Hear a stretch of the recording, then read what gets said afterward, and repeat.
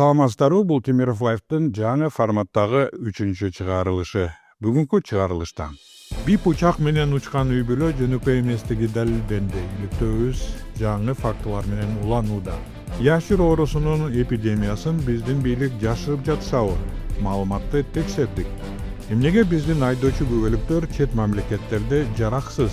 Ким буга жооп тартат? Ал эми кыскача маалыматка көңүл буруп койгула. Өзүңүздөр билгендей, биз журналисттик принципти аягына чейин карманып, акыркы жылдарда көп кыйынчылыктарды башыбыздан өткөрдүк. Негизи бийликтен көз карандысыз болуш үчүн журналисттердин мүмкүнчүлүктөрү чектелген.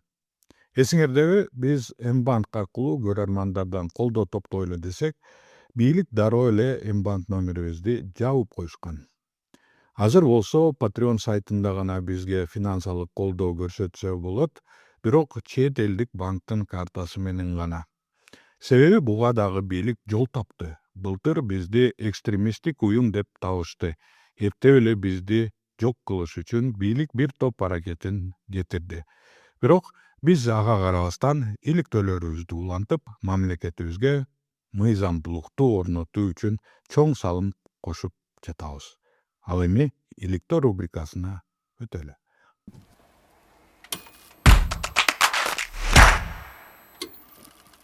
Мурунку жумада биз бир таң калыштуу видеонун артынан Садыр Жапаровдун кеңешчисинин үй бүлөсү акыркы жылдары өтө байыганын тапканбыз. Анан биздин көрөрмандарыбызга кайрылганбыз. Бир топ маалымат толукталды. Силер менен бирге биз дагы чоң коррупциянын бетин ачарбыз. Бирок келген маалыматтарды текшерип, биз абдан таң калдык. Бул президенттин жакын адамынын Садыр Жапаров бийликке келгенден бери байыган масштабына байланыштуу. Кыскача эстетип коеюн мурунку жумадагы иликтөөбүздү. Баары ушул видеодон башталды. Ким жеке учак менен учканын издеп, Садыр Жапаровдун кеңешчисине такалдык.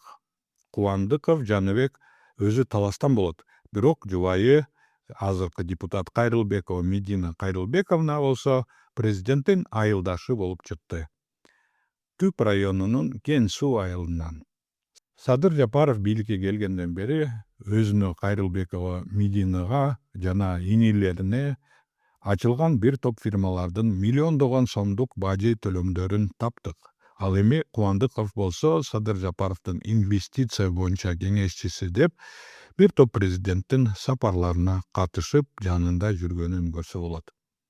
Кубандыков Жаныбек Абдывахитович 1973 жылы туулган. Булактардын маалыматы боюнча соттолуп, жазасын өтөгөн. Кээ бир жаңылыктарда инвестиция маселелери боюнча президенттин кеңешчиси же жардамчысы катары көрсөтүлгөн. 26 жылдын 18 мартында эл аралык ордо оюну спорт федерациясы коомдук бирикмесинин директору болуп дайындалган. Мындан тышкары Жигер Манас айыл чарба кооперативинин жана Асмади ЖЧКсынын негиздөөчүсү.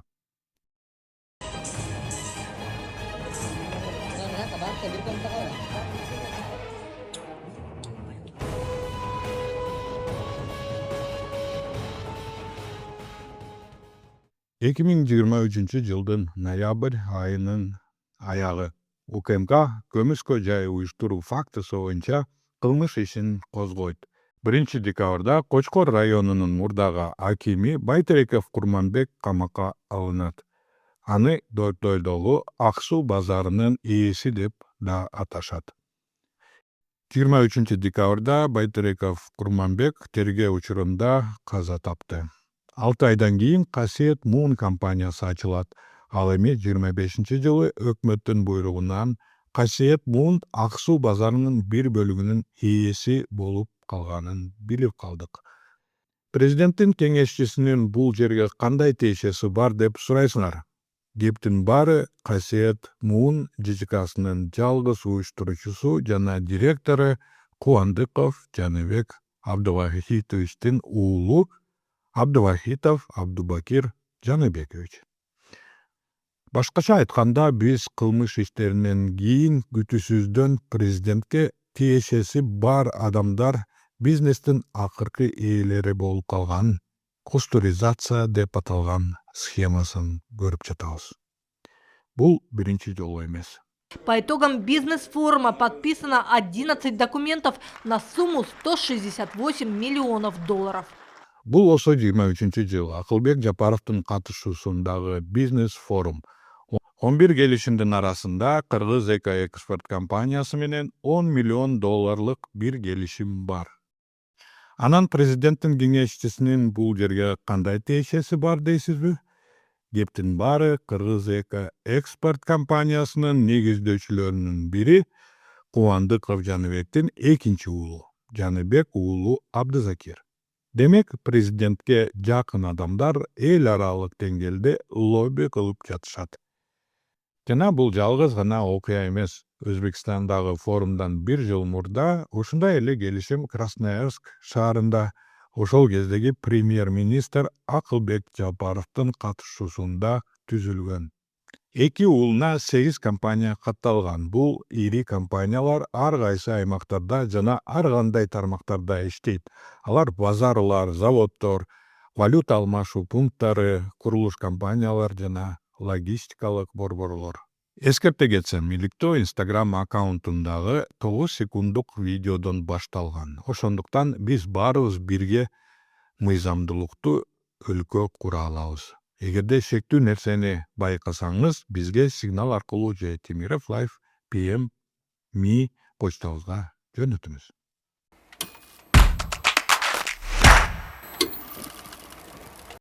Социалдык тармактарда ушундай билдирүүлөр тарап жатат. Аларда шарп оорусунун эпидемиясы жөнүндө айтылат. Мал ооруп жатат, айылдарда карантин, бирок бийлик мунун баарын жашырып жатат дешет. Биз бул маалыматты текшерүүнү чечтик. Кыздар, ой этин сатып албагыла. Айылда мал шарп оорусу менен ооруп жатат. Жаңылыктарда муну жашырып жатышат. Бирок айылдарда коркунучтуу шарп оорусу бар. Күйөөм бүгүн тонналаган этти Бишкекке алып кетип жатканын көрдү. Жана анын баары азыр кафелерге жана тамактануучу жайларга кетет деп айтышууда. Эл малды союп, аны кафелерге арзаныраак баада сатып жатышат.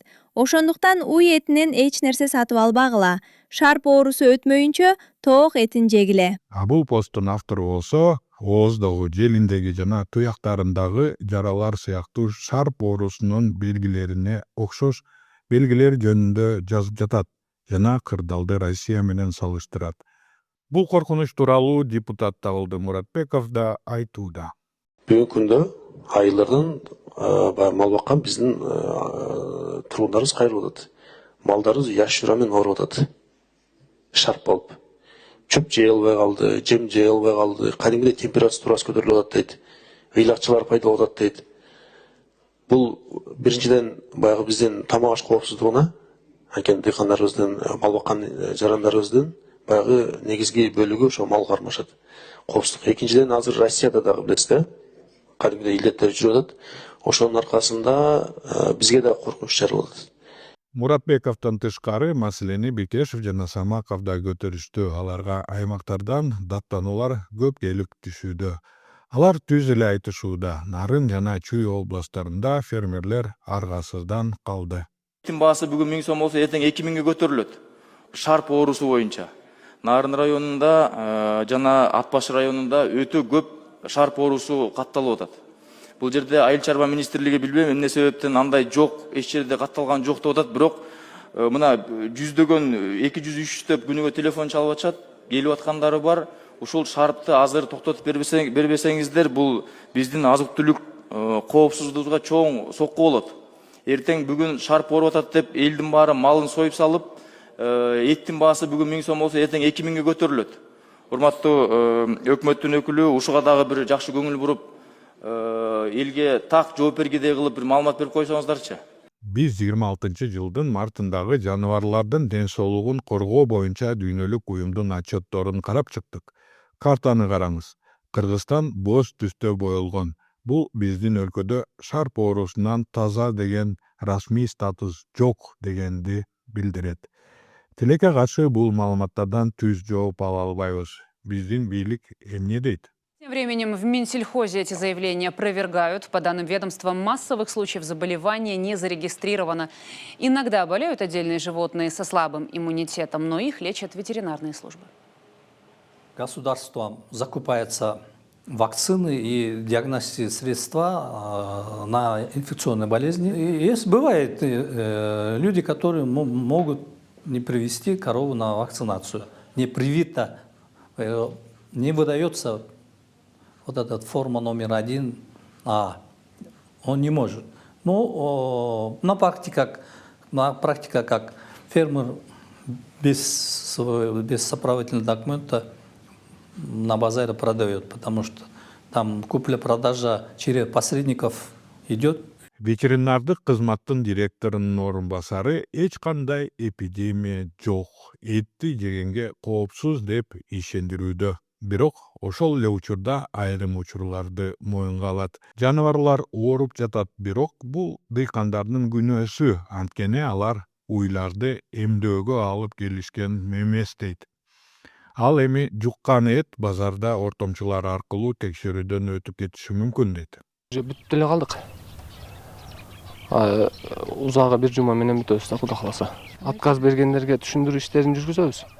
Түшүндүрүп, мындай эл менен деле мындай жакшы түшүндүрүү иштерин жүргүзсөң өздөрүнө деле пайда да. Ошонун эсебинен кээ баягындайлар болуп калат. Келип туруп эле шартка малыңарды эмдейлик десек, алар деле түшүнбөй калат да. Мындай болсо мындай болот деп жакшы жагын түшүндүрсөң баары эле макул келет. УТРК өзүнчө репортажында ветеринарлар малды эмдөөдөн өткөрүшүүдө. Алар массалык жугуштуу ооруга терс пикирлерин билдиришүүдө. Бийликтегилер шарп оорусу деген сөздөн коркушат, себеби бул экспортко зыян келтирет. Анын ичинде президенттин жардамчысынын уулунун фирмасынын $10 миллиондук келишими да бар. Ошондуктан алар аягына чейин дыйкандарды жана жаныбарлардын иммунитетин начардыгын күнөөлөшөт. Биз болсо дыйкандардан анонимдүү түрдө маалымат алып жатабыз. Алар малды өздөрү дарылаганын айтышууда. Маалыматты жашыруу бул биринчи кезекте бизге, баардык кыргызстандыктарга каршы жасалган кылмыш. Дыйкандар өз көйгөйлөрү менен жалгыз калууда. Ал эми биздин ден соолугубузду мамлекет коргойбу же жокпу деген белгисиздикте. Мына ушул аптада бийлик мактанып жатат. Дүйнө жүзүндө эттин баасы өсүп жатканында Кыргызстанда эт арзандады деп.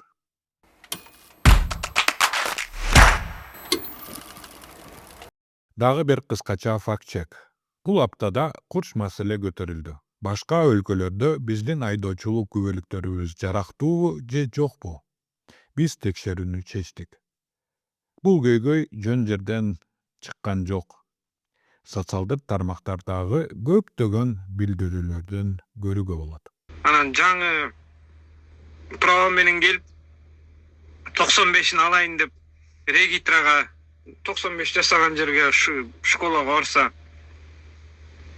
бул паспорттун праваң деген бир кызыкта экен, подделный, эч кандай эмеге Женевский конвенциянын немесине болбойт, жатпайт экен, бул мындай права подделка сыяктуу экен, болбойт деп код 95 бербей койбоду. Бул айдоочулук күбөлүктөрдү милдеттүү түрдө алмаштыруунун башында Каныбек Туманбаев турат.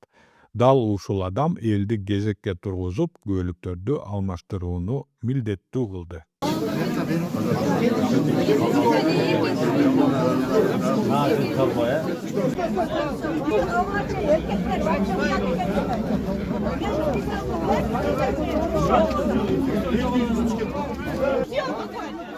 Бирок Туманбаевдин күбөлүктөрү эл аралык стандарттарга жооп береби? Келгиле карап көрөлү. Биринчиси өлчөмдөрү. Туманбаев аларды тик булууну чечкен. Күбөлүк пластиктен же кагаздан жасалышы мүмкүн. Пластиктен жасалган күбөлүктүн өлчөмү 54-86 мм болгону жакшы. Эл аралык конвенцияда горизонталдуулук жазылган, бирок жакшы болмок деген сөз бар. Демек бул эң негизгиси эмес. Бирок Конвенцияда милдеттүү шарт бар. Бул номерлөө. Күбөлүктө төмөндө көрсөтүлгөн маалыматтар милдеттүү түрдө көрсөтүлөт. Бул маалыматтар төмөнкүдөй номерленет. Келгиле карап көрөлү. Конвенцияга ылайык 1, 2 жана 3 болуп фамилиясы, аты, атасынын аты жана туулган күнү турат. Ал эми Туманбаевдин күбөлүктөрүндө 1 болуп сүрөт, 2 болуп кол тамга, анан гана 3 болуп фамилиясы турат. Биз Туманбаевдин айдоочулук күбөлүктөрүнүн бирин дагы номерлөөсү Вена конвенциянын милдеттүү талабына жооп бербегенин көрүп турабыз. Демек жыйынтык, Туманбаевдин реформасы ишке ашпай калды жана айдоочулук күбөлүктөрдү эл аралык стандарттарга ылайык кайра жасоо керек. Бул күбөлүктөр дүйнөнүн бир дагы өлкөсүндө жарактуу болбойт. Дагы бир жолу эскертем, бизге сигналга жана Тимиров Life PM.me почтасына жазсаңыздар болот. Ошондой эле биздин ишибизди patreon.com сайтынан колдосоңуздар болот. Көрүшкөнчө.